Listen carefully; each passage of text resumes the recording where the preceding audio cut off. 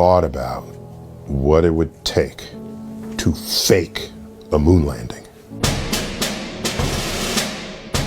There were 5,770 photographs taken on the lunar surface by the 12 astronauts. The only proof you need to prove that the moon landings are fake is that one picture where an astronaut shadow is at 12 o'clock and a shadow from a rock 5 feet away is going at 9 o'clock. That's impossible to happen in sunlight. From an analytical standpoint, photographic anomalies have to be sought out with an understanding of lighting and shadows. The most straightforward is simple.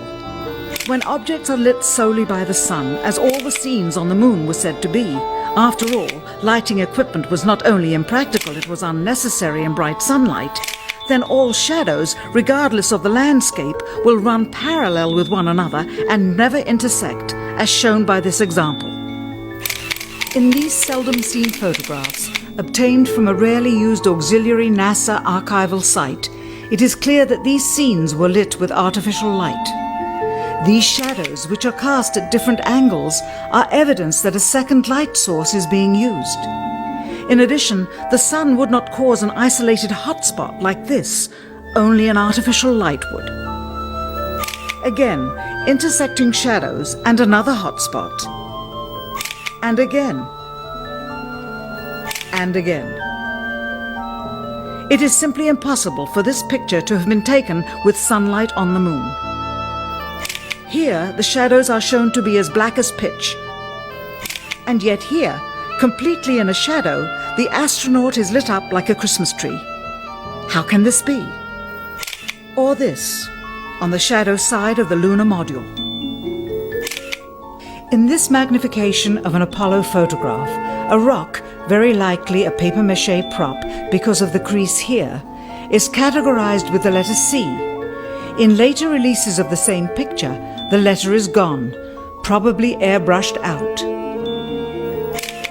Here, a crosshair, which was burned directly into the image from the film plate, and thus should always appear on top of the objects in the photograph, appears behind the object in this scene, clearly revealing a composite of two pictures into one. Someone apparently forgot to create a burn crater underneath the lunar module's 10,000-pound thrust engine, despite the fact that during ground tests there was a real concern for the vehicle falling into the hole the engine created as it descended. Here is a depiction based on the latest specifications and scientific data. In these enlargements, it looks as though the lunar module was simply placed there. Not even one speck of moon dust on the landing pod. As a result, all subsequent flights had to have the same discrepancy, which was explained away by the effect of no atmosphere. If you wanted to fake the moon landing, you would have to fake all of these documents. One of the most important aspects of any historical event is maintaining detailed records of that event. Each mission was recording everything, every detail about these Apollo missions, from the spaceship telemetry to biomedical information for the astronauts to the live visual feed, the live video feed that we're told was taken from the moon. How do you lose 140,000 reels of telemetry tapes? Oh, come on. This is the most significant event of the 20th century. Are they taped over it? And NASA itself admits that they don't know where those tapes are. They're gone, all of them. If it's anywhere, it should be here at NASA's Goddard Space Center in Maryland, home to the National Space Science Data Archives. This film you're making now, what is it? Does it have a name? I mean, do you have a name for it yet, or are you calling it Did We Go? Did We Go? Okay, okay.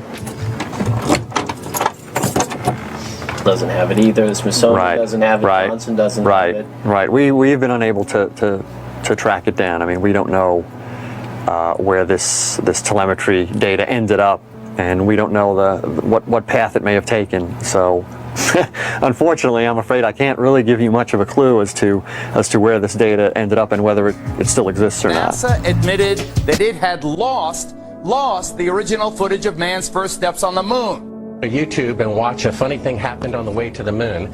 It contains newly discovered evidence, which is part of the missing tapes, of outtakes from the first mission to the moon, of them falsifying a shot of being halfway to the moon. We found never before seen footage of them faking part of the photography, which is in A Funny Thing Happened on the Way to the Moon, which has been licensed 5 times and can only now be viewed on YouTube. Here they discuss the fact that they have turned out the lights and have blocked out sunlight from entering the spacecraft through the other windows, as to not cause any reflected light to fall onto the spacecraft's wall in the foreground. Okay, very good. Well, we shut out the sun coming in some of the other windows into the spacecraft, so it's looking through the number 1 window, and there isn't any reflected light.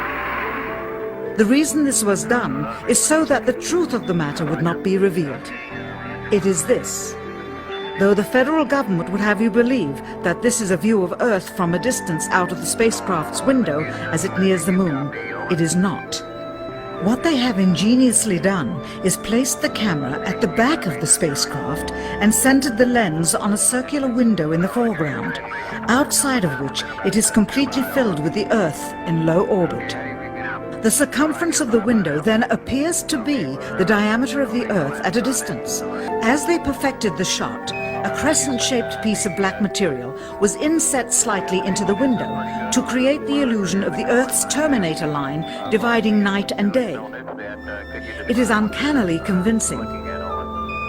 During this segment, intended to be edited and played back later for the worldwide television audience, dated July 18th, 1969, Neil Armstrong condemns himself as he states that he is 130,000 miles out. Hi, Roger, Houston, Apollo 11.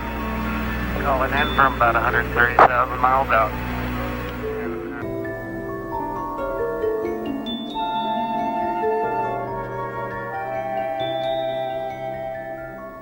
Finally, the iris is opened up and you can see the real location of the camera and the very bright and near Earth out the window.